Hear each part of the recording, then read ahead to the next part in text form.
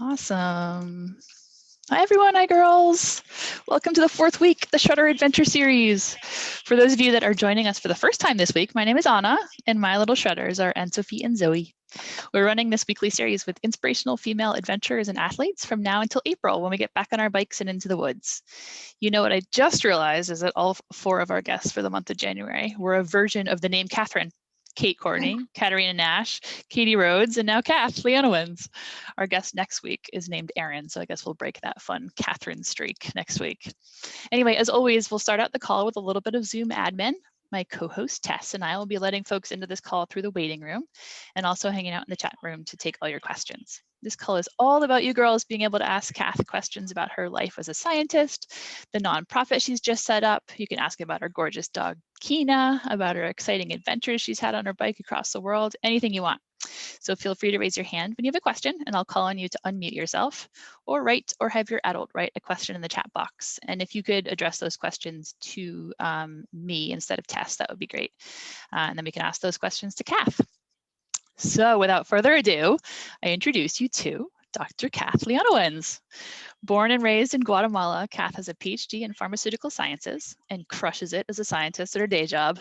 She just went live this week with her new nonprofit to mobilize volunteers to help vaccination efforts in her current home state of North Carolina, and she loves to ride her mountain bike. I met Cath through mountain biking in Saratoga, and she quickly became one of my favorites to ride and hang out with. She's full of energetic fun and was critical to getting more women into mountain biking in the last 5 years or so in the Saratoga and Capital District area. So thank you, Cath, for helping more women get into the sport of mountain biking. We wish you around to mentor our Girls Mountain Bike Club, but we know you're doing great things in your new home of North Carolina. Most recently, Cath started a nonprofit called VacCorps, which is a volunteer vaccine worker registry to connect volunteers to underserved areas in North Carolina that lack access to the large healthcare networks and volunteers. You can check out our website at www.vaccorps.org. Cath started international mountain biking travel in 2013 with a trip to Nepal and has since traveled to Guatemala, Peru, New Zealand, Chile, Thailand, and Canada on a mountain bike. Cath, we're super excited to have you on our adventure series this week. Thank you for taking the time. Would you mind starting out by introducing yourself a little bit and telling us about how you got into the sport of mountain biking? Sure. Thanks, Anna. It's so great to see your lovely face, and it's so great to see everybody here. Hi, girls and parents. So how did I get into mountain biking? You know, I had a bicycle that I bought to ride to class when I was in college. And I was in the bike shop one day and I said to the guy, I said, you know, I heard that there's these trails you can ride where there's no cars and in the woods. Where would I go do that? And they sent me to this trail that was really, really hard, really rocky. And I don't know, I fell probably like 5 times and loved it. So that's how I ended up mountain biking. And you know, ever since I just, you know, what I love about it is you can go really far with your friends into places where maybe you couldn't get to in a day if you were walking or if you had a car because they're remote and kind of far into the woods. And so that's why I love mountain biking. And you know, across the world. It's such a great way to see a country because it's slow enough that you can stop and have a chat or have like a cup of tea on the side of the road with some people, or and also fast enough that you can go really far distances. So with that, I'm going to do a really quick presentation with some pictures of my adventures, and then we're going to have a little bit of an interactive sort of question session with you guys about what you think would be helpful to bring on a mountain bike trip. Let me minimize this here. Let's see.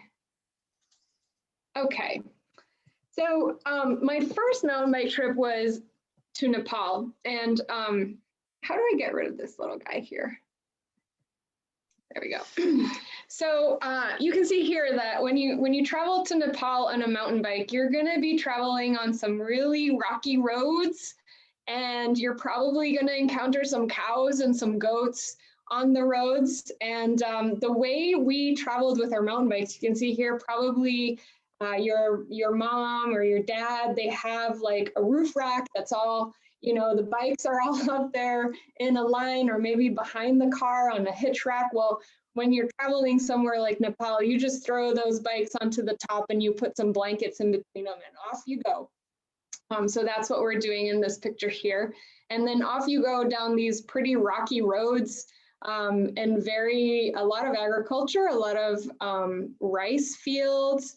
This little house here that you can see in this picture, this was a tea house. So in Nepal, there aren't really like restaurants, you know, like you see here, like you wouldn't have like a McDonald's or a Panera or things like that, but it's people that just open up their homes and you stop at the tea house and you have, of course, tea, but they also make soups and veggies and all kinds of different things for you on your ride. You can stop for lunch. One of the things that they would make for us was poppy corn. They would call it poppy corn and not popcorn. And the custom was to eat poppy corn on the side of the road with like a Coca-Cola or something like that. And you would share it with the people that had come out of their house with the poppy corn to share with you. And then the kids wanted to ride the bike. So we would spend some time letting the kids ride around on the bikes. So this is some more pictures of Nepal. Once I was on the bike, it was very high altitude, so I'm huffing and puffing here. We went up to about 14,000 feet, a town called Muktinath. And in Muktinath, it's really cool because the two religions, the Buddhists and the Hindus, they share. Muktinath is a holy town, and they share that space, and they share the temples, and they worship together in the same space, which I thought was really cool. And then also there's all these suspension bridges across the Kaligandaki River that you can see here, and you can ride your bike across these suspension bridges. And if you can imagine, if you've ever been on the suspension bridge, it definitely flexes and moves. So it takes a little bit of bravery to ride across these suspension bridges in Nepal. Another place that I rode my bike is Guatemala, and I grew up in Guatemala, but I had never ridden mountain bikes there. And so I went on a trip with some friends, and here we had a school bus, an old school bus, and they had created a rack on top of the school bus for all of our bikes. And so this is my group of friends and some guides that we went mountain biking with.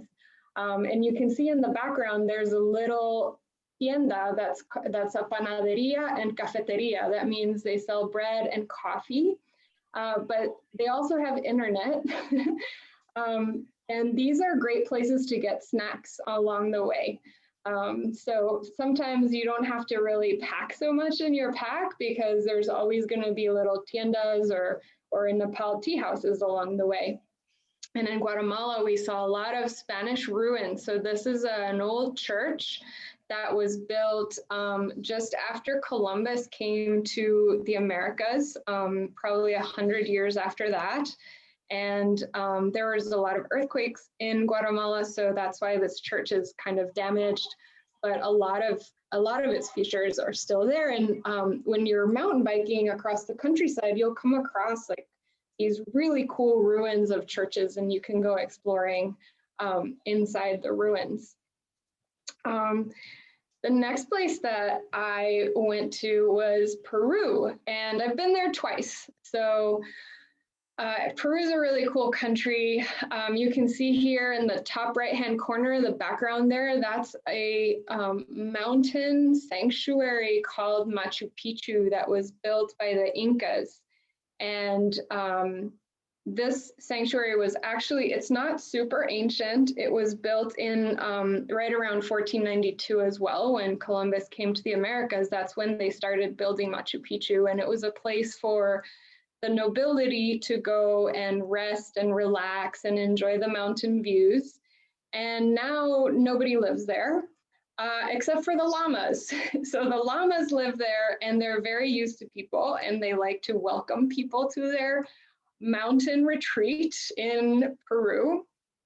And one thing I want to say about Peru is that the trails are typically really narrow and they have a lot of what we call exposure, which means that there's pretty steep drop-offs on one side.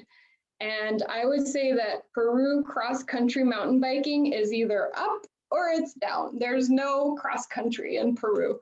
And so the trails are very, very challenging and also very high altitude.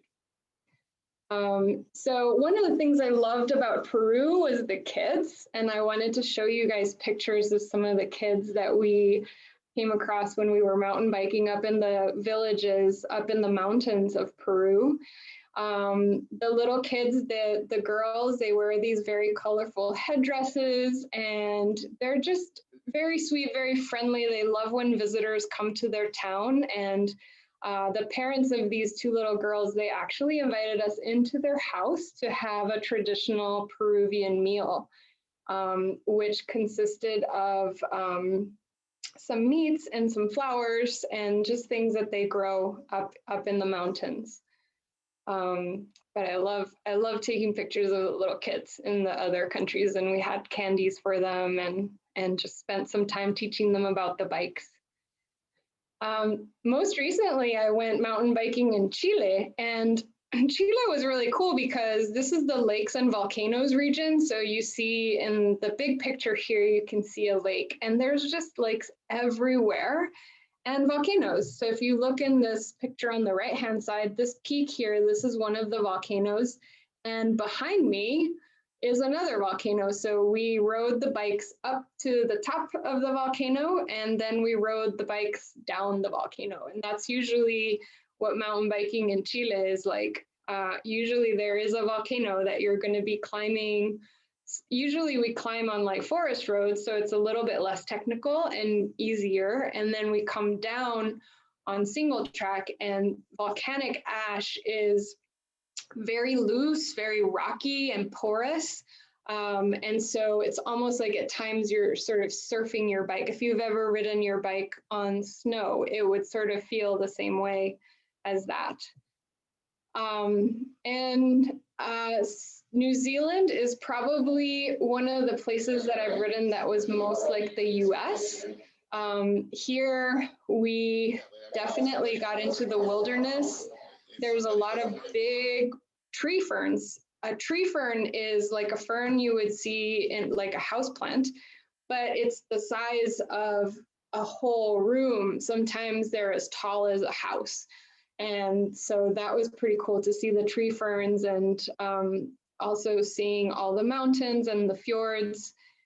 New Zealand was a pretty cool place to bike. And we actually did heli biking in New Zealand, where a helicopter comes down and we put all the bikes onto like a rope, a strap that's strapped to the helicopter, and then the helicopter takes off with the bikes and flies the bikes and us to the top of a mountain, so we don't have to climb, which was really cool also. So we flew the bikes up to the top, and then we rode the bikes down the mountain, and it was probably like a 4-hour downhill. It was really, really fun. So I'm gonna stop the presentation now because I have more like some questions for you guys about what do you think we should pack for a big trip to another country, somewhere like Nepal? Ooh, I see Emma and Lid. I don't see the rest of your name, Liddy. What do you think we should pack to go somewhere like Guatemala? I think you should pack water and food. Yeah, so and I think you should pack, like, if you're going for like a couple nights, you should like, instead of like bringing a tent so you don't get cold, if you like have a car or something nearby, or yeah, bring a tent and sleep in the tent for the night, and like bring everything you need. So oftentimes when we're out on these trips, we actually stay in little guest houses or hostels. So I haven't actually done a bike trip where I sleep in a tent, but you're right. So when I bring, here, I'll show you what I wear. All right, so usually I wear a bike jersey with longer sleeves because many times we're riding through brush and it's not, it can scratch your arms. And of course I bring my bike shorts and I bring my colorful purple ones. I really like bringing a bandana because you never know when you're gonna get like muddy or wet, and it's nice to like wipe your face and blow your nose. And it also can be a napkin for lunchtime. And I always bring 2 layers. I bring like a fleece, like this one, to keep me warm, and a very lightweight jacket. This one is a Houdini jacket from Patagonia that I really like, and it packs up really, really, really, really, really small, so it can go in your pack. So that's what I bring there. You mentioned food. I always bring a little bit of food because you never know when you're gonna be arriving late somewhere and maybe the tiendas or the tea houses aren't open. So in my travel bag, I always have a pack of oatmeal or 2, and then I always, you know what they don't have places like Nepal and Guatemala? Peanut butter. I think only the US has peanut butter. Chile doesn't have peanut butter. So, well, they do, but you pay like $20 for like a little jar. So I always bring stuff like that. But like I was saying, when you're actually riding and you get hungry, so a lot of places like Guatemala and Nepal, they don't have like convenience stores where you can just buy granola bars or goo or, or gummies or anything like that. So sometimes you got to get super creative about your food. So oftentimes what I would do is I would ask for breakfast, I would ask them to make me some boiled potatoes and some boiled eggs, and I would put those in my pack for snacks for later. Potatoes are awesome. These guys are gonna keep you going. They have really good energy. And almost everywhere I've been has potatoes and eggs. So that's pretty easy. When you're riding down volcanoes, you want to wear knee pads. These are really great to bring. Let's see what else. I always bring a first aid kit because, you're having fun and you're traveling. And if you get a scrape, you don't want to be wandering around town trying to find Band-Aids. So I bring a good first aid kit. And so that's kind of some of the stuff that I bring. I bring tools, I bring extra tires, brake pads, that sort of thing. So that's really great. So my next question is, what is in my pack, my hydration pack? So what do you guys think would be useful if you're going to be out riding for 5 or 6 hours somewhere that doesn't really have gas stations or places for you to stop to pee? Like what do you think would be helpful in your pack? I think Lily has her hand up. Lily? Lily? Well, I think it kind of depends where you're riding. Like, so for like the volcanoes, you could, like, if you're riding around the volcanoes, you could bring like you always need to bring the first aid kit, but like you can bring like knee pads, extra bike gear. Yeah, and I have a you could smaller first aid kit in my pack. That's really great. What else do you think? And you could bring, and like maybe you could bring like an extra like shirt or something. Yeah. In case like the weather changes. Mm-hmm. And I also, what's the most efficient way to keep heat in your body? Wear a hat. Always. I have a hat in my pack, I think even in the summertime, because you never know if you're gonna get caught in a rainstorm and you just need to keep a little extra heat in your body. Just have a pack with a hat. Isabella, did you have some input on what she should pack? I did. If you needed to go to the bathroom, I think a bag would work too. Yes, that's Cool. great. So I have a dog, so I just put some doggy poop bags in my pack. I always have those, and I always have a bag with toilet paper. And I also always carry like a pack of wipes. And this is really important when you're traveling places like Nepal or Guatemala, where you need to wash your hands, but maybe there's not a lot of clean, fresh water. These are super important because it helps you keep clean and safe, so you don't get a stomach bug. Thank you. What else do you guys think? So what about the weather? What do you do about that? How do you prepare for weather like rain? Ruby? You could bring a rain jacket. Yeah, so that's this one that I showed you guys that packs really little. The other thing is I bring a rain jacket for my pack. So this is, it fits over my hydration pack, and it just keeps everything a little bit more dry in there so that I don't have soggy toilet paper later. And then the other thing that I bring is a really small waterproof sack that you can roll this up and it's waterproof. Because sometimes what I put in here is like, this is really important. I carry this almost all year round, even if I'm not traveling. I think Anna's heard my story about always carrying a light. That's always helpful. And Yes, your light has saved my life before, Cath. Yes, Indeed. yes. I found this teeny tiny this is a really great little camera, and it's small enough that it fits in here, and it takes really great pictures, but I also take pictures with my phone, which I carry on my hip, and I can do quicker pictures that way. So let's see, what else do I have in here? I always have an extra tube in there. And lots of snacks. Very important, bug spray, a teeny little bottle of bug spray. And snacks, and I think that's about it.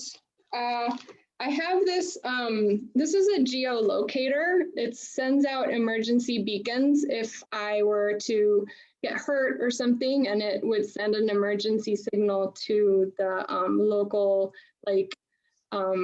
emergency response team, and that works worldwide. So that is pretty much it. Cath, have you ever had to use that before? I haven't. Good. Nope. I did not use this. But I carry it everywhere, and it gives me peace of mind, and it helps me to feel confident when I'm riding by myself. Excellent. So I have also, of course, you guys know to bring tools like a pump and your toolkit. But one thing that you cannot bring when you're traveling international are these guys. These are little CO2 cartridges that fill up your tire when you get a flat tire. These don't go through security, and I have had to throw out, I'm telling you, like 20 of these.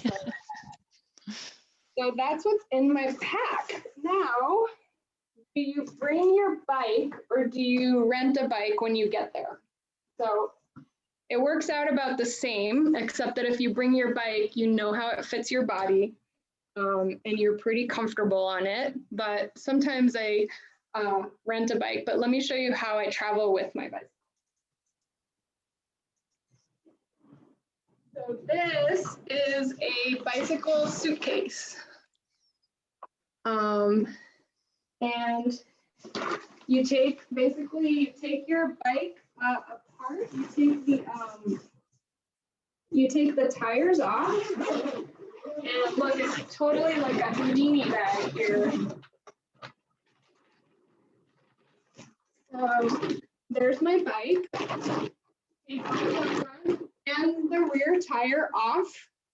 And you put the seat down. The handlebar is strapped in behind here. So you take the handlebar off so that you don't have a handlebar sticking out like this way. And usually I would take the pedals off too. So that's where the bike sits. And then what I do is I just like throw my pack in here, you know, my helmet, you know, my extra tubes. I hope when TSA opens up my bag, it basically is a mess in there. But what you do then with the tires or the wheels, so the wheels fit, there's an external bag that's round, and the wheels go in here. So everything's contained in this bag. And I would say that it's less deep than a regular suitcase, but it's longer. And it's not very heavy because it's all fabric. And when you get to where you're going, you can take the ribs out and it collapses down. So that's what I use when I want to bring my bike to my adventures. And you need to know how to put it back together again when you get there, right? It's a bit of a process. Yeah. So I always make sure to bring, really you can put your bike together again with just like your little pack tool. And this is a pedal wrench. This is probably the one thing that I do bring because it just makes it quicker and easier. And then you've got to inflate the tires because you've got to take all the air out so that they fit there. And also you don't want to travel with like a full tire because of the air pressure. So at altitude, that air will try to come out of the tire. So you have to deflate them a little bit to go in an airplane. Yeah, and so you brought up a good point. So what happens if your bike has a mechanical failure when you're somewhere where there's no bike shops? I always bring extra brake pads. I bring all kinds of different lube. I bring an extra derailleur hanger, and I bring quick links for the chain, and an extra tube. And you know, I've broken a lot of pieces on a bike, and it's always good to have the things that are hard to get. Usually they can replace the chain, they can replace the cables, but they might not have your derailleur hanger or your brake pads. So that's a little bit more of the technical stuff.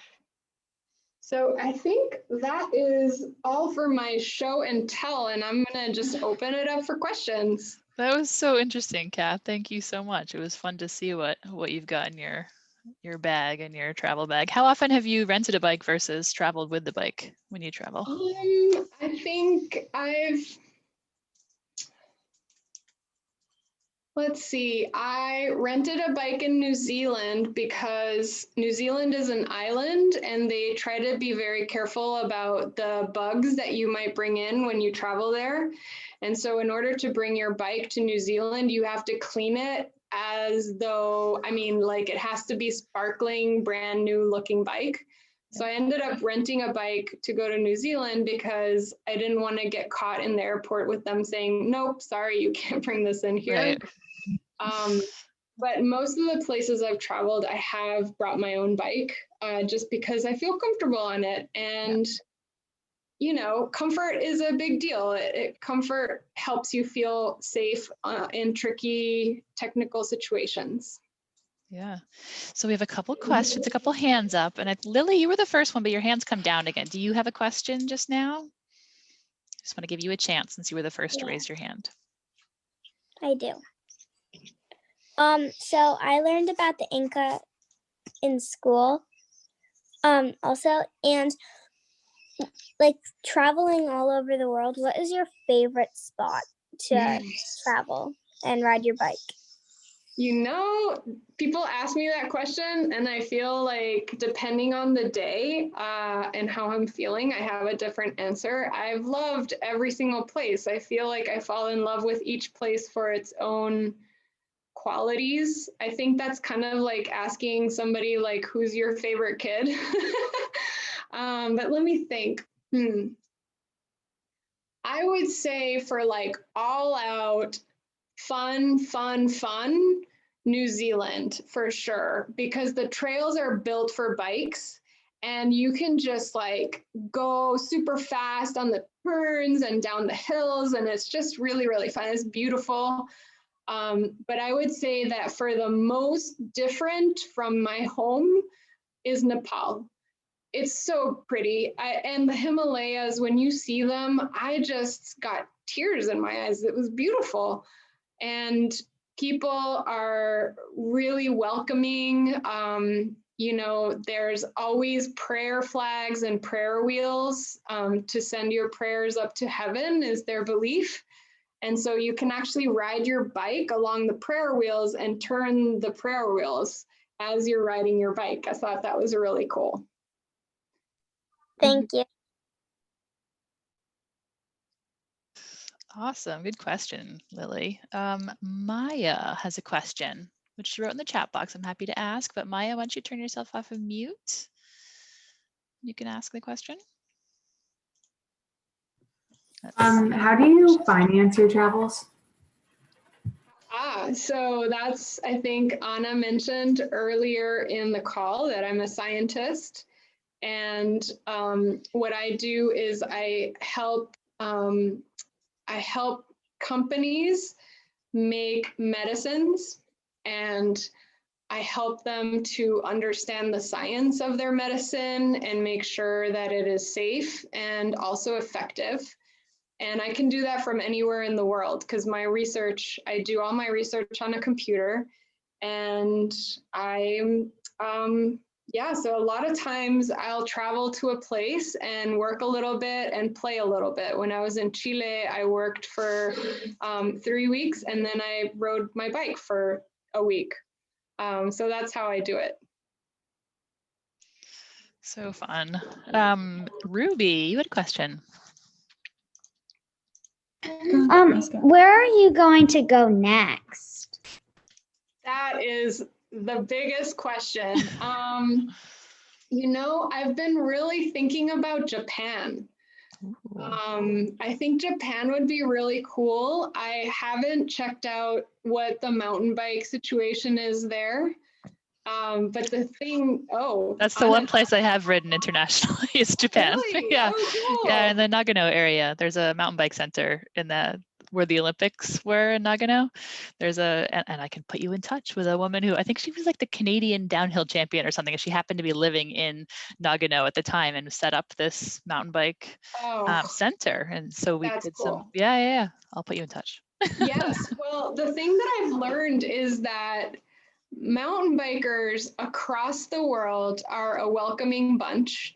And you can just kind of go to the local bike shop and say, hey, I really want to ride. Where do I go? And people will point you in the direction. There's been times when complete strangers have taken me out for a bike ride and then I've bought them lunch. So I know that anywhere I go, I'll find mountain bikers that love this sport and that want to show me their local trails. Were you always with a group when you were traveling and have traveled, or have you gone by yourself to do any of these trips? So I have been by myself. I went, let me think. Thailand. I rode by myself in Thailand, but then, you know, I had a guide that was showing me the trails and there were some other people, but I didn't know the other people. And then in Turkey, the first day I rode with somebody that knew the local trails. And the second day I just went out on my own to retrace the steps. And I was there with a friend. And Chile, I was going to go by myself, but then my friend from Colorado came and joined me. That's awesome. Yeah, it's a little bit of everything. And right before I came home when the pandemic got started, I had to come home from Peru, but I was planning on going to Colombia, and I was going to go ride on my own in Colombia with some folks that have a bike shop there. Oh, very cool. See, that's what I'm saying. It's you can find people to ride with everywhere because we all love this sport and we love each other and we want to show off our local trails. Yeah, absolutely. It's such a fun community that way, right? Yeah. Donna, you had a question.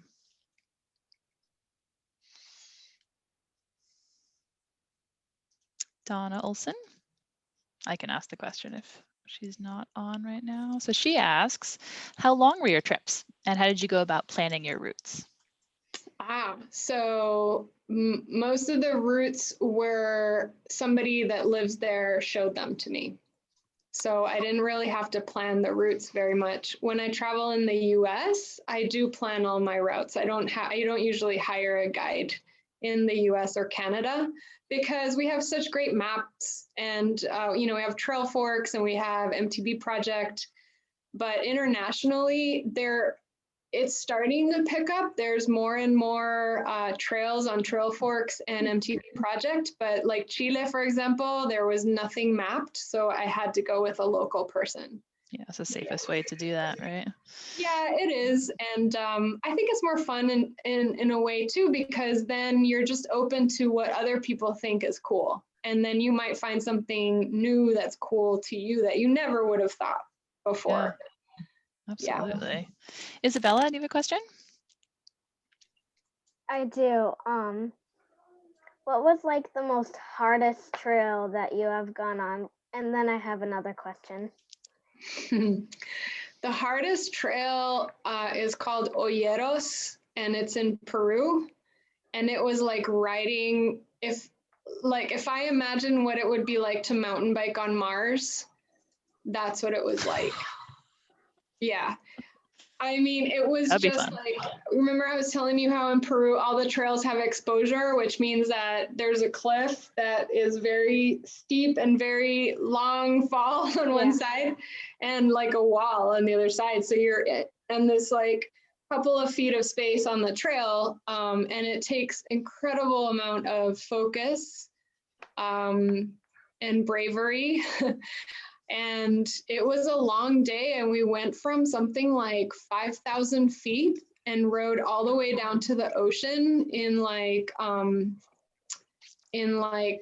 45 or 50 miles. So it was very, very steep and mostly downhill and just very sandy and loose. It was like a hard surface with like a tiny little bit of sand. So it made it really like slippy. Oh my gosh. That was And so, did you go in a race before? And if you did you win medals? I've been in a race before. I did not win a medal, but I won a pie. Those are the best prizes. The food prizes are the best. Didn't you win a giant cookie as well? I had cookies. Yeah, I won second place. I got cookies. First place, I got a pie. One time I got second place in a time trial mountain biking, and I got a cup, like a metal cup. And another time I got first place and I got some socks. That's great. Who needs medals? You can just have socks and a giant cookie. Listen, I think everybody should give out pie because that was the best prize ever. Absolutely. Thank you. Tess, did you or one of your kiddos have a question? Juliet does. Go ahead. What was your favorite place to ride in the U.S.?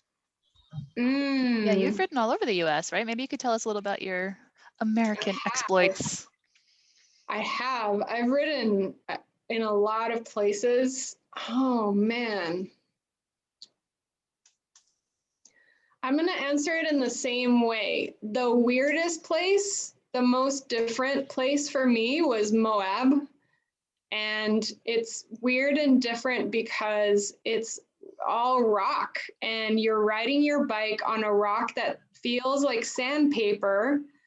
So your tire really grips it, but your brain can't understand that you're going up this really steep hill. And then everything's red and desert and cactus and spiny things. So that was probably the coolest, most different one. And I would say that, oh, there's a tie, but I think the funnest, fun all day is Downieville, the Downieville downhill. Oh, that is a fun, yeah, I did that last year, the year before. That's a really nice section of trail. So great. I've ridden it probably 6 times, and one time I came across a bear. You did what? Trail. I didn't hear A that. bear. Oh, I saw one that same day to Downieville as well. Yes. Oh, maybe it was the same bear. I mean, the bear sat on like 15 feet off the trail. I could see the blonde hairs on his chinny chin chin as I'm riding my bike past it. And I'm yodeling because I figure that yodeling is not threatening to a bear, but I want him to know that I'm coming. Yeah, be loud, right? Absolutely. Oh my gosh. Yeah, I actually only saw the tail end of the bear. I saw him in the distance, and then when we went to turn the corner, there was just a puff of smoke where he was just like galloping down the road in front of us and then into the woods, and he disappeared. But yeah, that was just on the other side of Downieville. We climbed up the other side of it and then went down the downhill. Oh yeah, there's bears, but they're used to people. You know, and if you're not trying to bug them, they're not going to bug you. So yeah, what other animals? So you hung out with llamas in Peru. Hung out with the llamas in Peru. In Nepal, there were yaks. What else? In Thailand, I spent some time at an elephant sanctuary. That was really cool. I got to ride an elephant that was being cared for. So there's a lot of places where you can ride an elephant, but they don't really take care of the elephants. But this was a place where elephants could go, where they were really being loved and cared for. What else? What other kind of weird thing? I mean, I've seen like bighorn sheep and elk and things like that out in Colorado. Foxes. Oh, I ride an ibis bicycle. That's what's in the pack. And I actually got to see real ibis birds in Chile. That was really neat. So yeah, if you're quiet, and usually I'm like the slow, quiet one in the back taking pictures, and sometimes you get to see things, you get to see animals when you're back there and you're not, you know, making a whole lot of noise and just enjoying nature. Yeah, and that's the great part about mountain biking too, right? Is being out in nature that way. And wow, what a great stories of traveling. Does anybody else have any questions just now? I had a question about your descending and ascending of volcanoes and how many tires you went through. I had just bought my bike and it has really, really rugged tires. That's an all mountain bike, so it comes with the Minions, I think. Yeah. Yeah. Were they tubeless? Yeah. That's okay. Definitely tubeless. Yeah, I recommend that for international riding, because the thing is the trails aren't built for bikes, and so there's like thorns and cactuses and sharp rocks and all kinds of things. So definitely. Yeah, just that surface of the volcanic surface, being a geologist and working a lot in Iceland with the hiking, I remember going through multiple pairs of boots in a season because the rubber just wore off just by hiking over the volcanic rock. So I'm sure with tires on bicycles, it would be the same. So it's a good thing you had fresh tires. I always bring a little bottle of Stan's also, and just keep replenishing it, because any little nick or abrasion, the Stan's is going to fill it in. So, but I didn't have any major issues in Peru. I actually don't think I even brought extra tires, because I thought, you know, there are some bike shops in places like Chile and Peru where you can buy things like tires. It's just mostly specific for your bike, the brake pads and the derailleur that you need to bring. Yeah. Oh, we've got lots of questions all of a sudden. All right, Sophia asks, what is the longest trail you've gone on? Oh, I mean, you know, I don't really go by distance, but on these big trips, usually you're riding for a solid, you know, 6 to 8 hours. And, you know, it's mountain biking, so we don't go that fast. I would say probably Olleros was one of the longer ones. That took a solid probably 9 hours, and it was probably, like I said, like 45. Oh, there's Kina. Kina. Aw. It was probably a good 45 miles to 50 miles, something like that. Yeah. Wow. Awesome. Anushka and Annika, you have a question. My question is, have you ever gotten injured on a trail? Yes. Yes, I have. And my question is, do you do any other sports than biking and being a doctor? Not a sport. Doctor's not a sport. Science as sport. It is in a way. Yeah, so I have gotten injured. And because these trails aren't built for bikes, they're what I call really wild trails. Usually they're just like goat paths where people bring goats and sheep or cows down from the pastures. So they're very narrow little trails and they're not built for bikes. So there's a lot of like falling and scrapes and stuff. So I always bring my knee pads. I don't really need elbow pads. That doesn't happen so much, but oftentimes it's like the knee pads. And then, yeah, like I always bring my little small medical kit for my pack and a bigger one in my suitcase or in the bike bag. You know, I think probably the Why is a bike in a bag? What? Yeah, it's a portable bike. Yeah. It's a suitcase for my bag or for my bike. Here, I'll zip it open again so you can see it.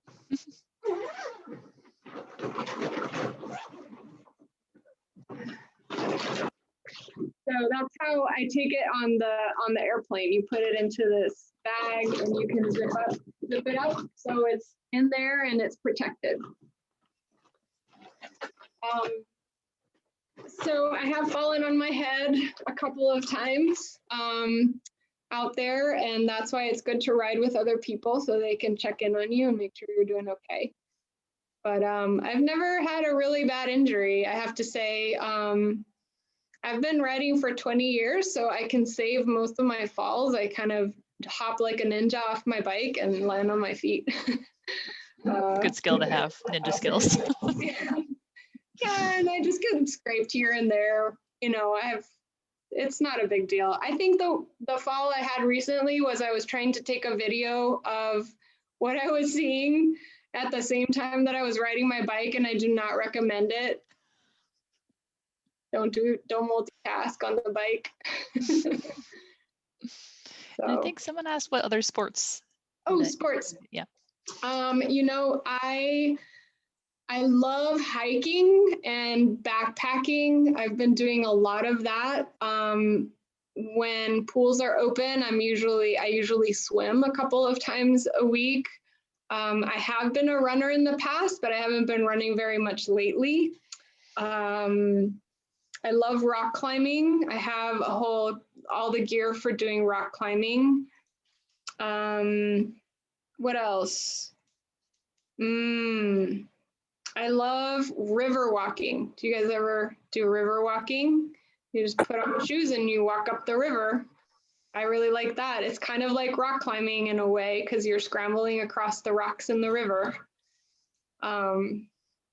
Yeah, and then I walk my dog. I hike with her. Oh yeah, there was a question about Kina. Does your dog bike with you? No. So I trained her to run next to the bike with a leash. And we can do that on green trails. We've done that up at Kingdom in Vermont. I know a lot of you guys have maybe been up there, Kingdom. But she's getting old. She's like 12 and she can go for like a mile, but then I got to bring her home. Yeah. Well, she's so sweet. Yeah. Emma and Lydia, you had another question. What made you decide to become a scientist? Good question. Ooh, so I think that I was born a scientist. I was always a very curious kid. Sure, a lot of you girls are also very curious. And I loved learning how the world works. I loved watching butterflies. How do their wings work? I loved watching a flower on one day and see where it was the next day and how they open and how then they become, seeds. And I was just always very curious about how the world was working around me. And I also read a ton of books. I read books about space.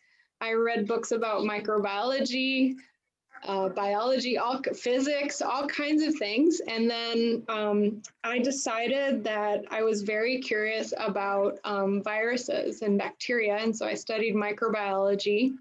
And I wanted to be a person that studied new viruses. But at the time, people weren't very interested in that. So I ended up doing cancer research. So learning how cancer can develop in the body and then how we can develop medicines to kill the cancer cells. And so that's what I did my PhD in that work. And I've just always been curious. I feel like being a scientist is the same as being a curious human. So I think we all are scientists in a lot of ways. Thank you. We had a question from Donna about what it was like growing up in Guatemala. Guatemala. Let's see. I'm trying to think. It was very different from here. I went to a school where half of my classes were in English and half of my classes were in Spanish. So I learned both languages at the same time. And in my house, we spoke Spanglish, which is a mix of English and Spanish. I always had dogs, but in Guatemala, we also had parrots and parakeets and canaries and all kinds of birds and rabbits. I grew up with lots of animals. And I grew up going to my grandparents' farm and swimming in rivers and lakes and jumping off of rope swings and riding horses. And so I would go to school in the city, but then on the weekends we would go out to the farm. And my grandfather grew coffee. So he grew, it's a little bush. It's about 4 or 5 feet tall, and it has these red beans that you pick, and the red part comes off, and inside there's a seed, and that's what a coffee bean looks like. So it's not brown or black, it's red. It's not, yeah, the fruit is red, and when you take that like outside part of the fruit off, sort of like you would, like when you eat a peach and there's a seed in the middle, the seed is brown, and so it's kind of like a light brown, and then you dry it and then you roast it, and that's when it turns brown, when you roast it. Very cool. Mm-hmm. Well, I had one question that is remaining, which is whether you ride clipless or with clips. Very detailed technical question. Yes. So I have been riding with the terminology is tricky, right? So the shoes that clip into the pedals, I've been riding with those for as long as I've been riding, so 20 years. And then last year, my friends talked me into trying flat pedals. And so that's what I took down to Chile and Peru, because I just wanted, like less stuff. Like the bike shoes are only for biking, but the flat pedal shoes, you can wear them, are out. And I really missed clipping in, because on the loose volcanic stuff, you're coming down so fast and the ground is shifting under you. And a couple of times, like I lost a foot on the pedal, and it's only because I've been riding so long that I didn't crash. Mm-hmm. I think when you're in a situation like that, maybe it's because I wasn't used to riding flat pedals, but I just feel way more comfortable clipped in. And I've switched back to clipping in. So if anybody wants my flat shoes, I do better on everything. Rock gardens, I mean, everything. people are like, oh no, rock gardens, you should have flat shoes. No, like I feel way more confident. I can pull my bike up over things if I need to. That's the big difference. I'm definitely with you there. Yeah, you can, you know how you do the thing where you like pull the back end up over a rock by using your clipped in pedals? You can't do that with flats. You lose that capability. Tess is like, nope, stay in flat pedals. Awesome. Yeah. Well, we have time for, actually, you know what? Can we finish with, we just have a couple minutes left. Could you tell us a little bit more about your nonprofit that you literally just got off the ground this week, which is so exciting? Can you tell us a little bit? Yeah, it is very exciting. Well, so a couple of weeks ago, I was thinking about the vaccination efforts for COVID and how, you know, our healthcare people that are caring for us during this time, they already have a lot on their plate. And I was thinking, you know what? I worked in the lab. I know how to put, you know, vaccines into a syringe. I know how to vaccinate mice. and I was like, why can't somebody like me sign up to help, to volunteer? And there's like nowhere for somebody like me to do that. And so that's when I decided, well, I'm just gonna build that thing. I want it to exist in the world, and I think it's a good thing. And so I launched it on Monday. And the first day we had 3 people sign up. The second day we had 9. And then today we've had like 30. Oh my gosh, Cath, that's incredible. It is amazing. It's people that have worked for the Peace Corps and have done their health clinics internationally. It's people that are retired nurses, people that work in the lab, people that are data scientists.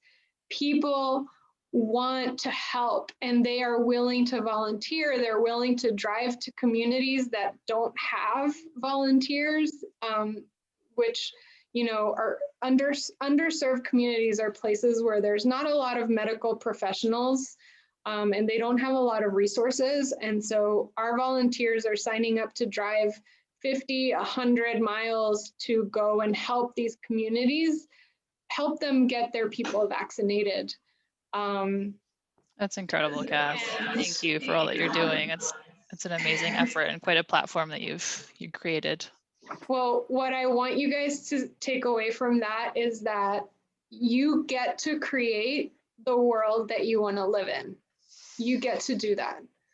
If you want to live in a world where you see people helping their neighbors, you get to create that. It starts with you. So You're gonna make me cry. no, I'm chills. trying not to cry. Well, Yeah. thank you so much, Cath. It was such a pleasure to talk to you again, and for these girls to be able to meet you. Now that you're not in Saratoga, I couldn't introduce you to all of them this season, so it's just such an honor to be able to speak with you.